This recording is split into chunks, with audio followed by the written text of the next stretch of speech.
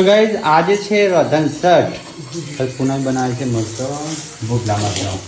ક્યાં પૂનમ મરચો ભોગતા મરચો. તો ગાઈઝ બધા બીમાર છે. પૂનમ પગે વાગી છે. પાછ બીમાર છે. ખાવાનું માપનું બનાવશું.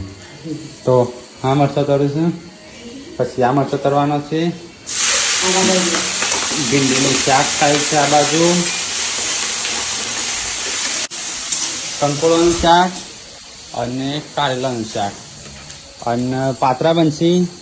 બીજું બનશે મમ્મી આ ગેસ બનશે. ખાટી છાશ ને ખાટી ગેસ. ઘઉંની રોટલી બનશે અને એક કઢી બનશે. આ વખતે વધારે નહીં બનાવીએ. થેપલા બનાવવાના. થેપલો રોટલી પાત્રો. તો કે આ વખતે બીમાર છે કે પૂનમ ને એટલે ઓછું બનાવ્યું.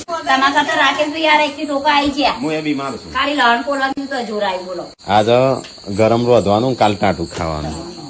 કાલે તમારે રેસ્ટ મળશે કે હું બનાવી છે પોતરો પછી પાત્રો બનવાનો પાત્રો મરચો જાડો મરચો કારેલો કંકોડો નહીં ભેડા રોટલી થેપલો અને વડો બાટલી એ વેટિંગ હોય એટલું જ બનાવો. ઘેર ની સાસ જ બધો ખાસી બીજું કોઈ ખાસ જ નહીં. પેલા નેના હતા ને તો અલગ અલગ એવી આઈટમો ભાવતી ને આમ તો આવું કશું ખાવાનું મન જ નહીં થતું. તે પીઝા બીજા ખાધા ચોથી મન થાય પેલા આપણે હોટલમાં લઈ જો છે અનલિમિટેડ ઉઠલાવી. તો ગાઈસ હવાર પડી જઈશ ને આજ તો છે શીતળા સાતમ. શીતળામાની સાતમ તો આજ તો ટાટું ખાવાનું છે. તો અમારે તો આટલી વસ્તુ બનાવી કોઈ વધારે બનાવી નહીં કારણ કે કોઈ ખાતું જ નહીં એમ તો વધારે. તો ગાઈસ અમે આજે છે ને શીતળામાની પૂજા થશે વાર્તા થશે અને શીતળામાનો આજે આરામ મળશે. ચૂલાનો આરામ મળશે 12 મહિને એક વાર. તો એ મમ્મીને 12 બને 12 હળગન ચા બનાવું છું.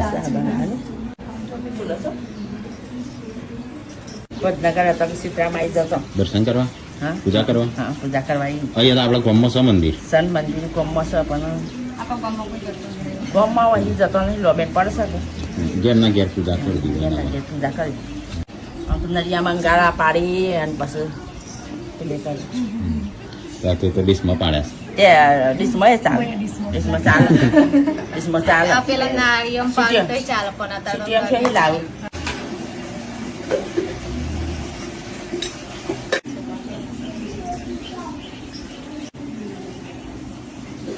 તો આજ મમ્મીએ પાર્વતીએ પૂજા કરી. ઉષાથી ઘેર કરીને આવીશ પૂજા. અહીંયા વાર્તા હો પડવા આવી. પાણી પીતે મુક્તિ પામે છે તો અમારા આ પાપનું નિવારણ શીતળામાની મુક્તિ આવશે. નાની બહુ લોકો હલાવી આગળ વધી તૈયારી હતી તેને શીતળામા પાસે જવાની ઉતાવળ હતી.